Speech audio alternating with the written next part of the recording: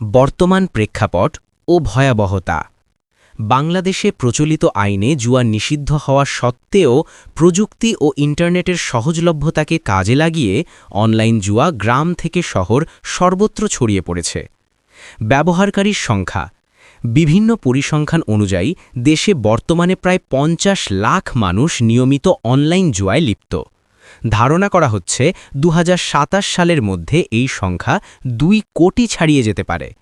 জনপ্রিয় প্ল্যাটফর্ম জেটবাজ, জয়া9 এবং ক্রিকেসের মতো সাইটগুলো বর্তমানে বাংলাদেশে সবচেয়ে বেশি সার্চ করা হয়। ভৌগোলিক বিস্তার। গুগল ট্রেন্ডস অনুযায়ী বাংলাদেশে অনলাইন জুয়া সংক্রান্ত সার্চে রংপুর বিভাগ শীর্ষে রয়েছে, যার পরেই রাজশাহী ও চট্টগ্রামের অবস্থান। প্রধান কারণসমূহ: সহজ লেনদেন, বিকাশ, নগদ বা রকেটের মতো মোবাইল ফাইন্যান্সিয়াল সার্ভিস বা এমএফএস ব্যবহার করে খুব সহজে টাকা জমা ও উত্তোলন করা যায়। প্রলোভন ও বিজ্ঞাপন। সোশ্যাল মিডিয়া এবং ইউটিউবে জনপ্রিয় তারকা বা ইনফ্লুয়েন্সারদের মাধ্যমে এসব সাইটের চটকদার বিজ্ঞাপন প্রচার করা হয়। বেকারত্ব। অনেক শিক্ষিত ও বেকার তরুণ দ্রুত ধনী হওয়ার নেশায় বা উপার্জনের বিকল্প পথ হিসাবে এতে জড়িয়ে পড়ছে। ভয়াবহ প্রভাব ও ঝুঁকি। অর্থ পাচার। অনলাইন জুয়ার মাধ্যমে প্রতি বছর বাংলাদেশ থেকে প্রায় ৫,০০০ কোটি টাকা বিদেশে পাচার হচ্ছে।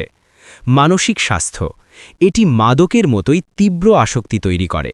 জুয়ায় হেরে গিয়ে অনেকে বিষণ্ণতা, উদ্বেগ এবং এমনকি আত্মহত্যার পথও বেছে নিচ্ছে। সামাজিক অবক্ষয়। জুয়ার টাকা জোগাড় করতে গিয়ে চুরি, ছিনতাই এবং পারিবারিক কলহের হার আশঙ্কাজনকভাবে বাড়ছে। সরকারি ও আইনি পদক্ষেপ ২০২৬।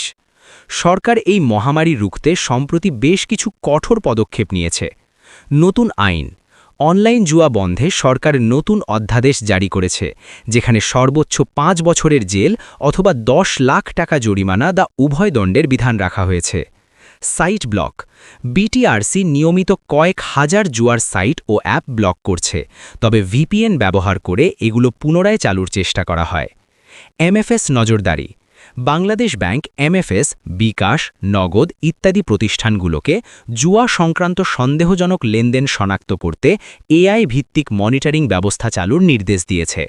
সতর্কবার্তা। অনলাইন জুয়া একটি নিশ্চিত প্রতারণার ফাঁদ। এখানে শুরুতে কিছু জয়ের সুযোগ দিলেও শেষ পর্যন্ত মানুষ সর্বস্ব হারায়।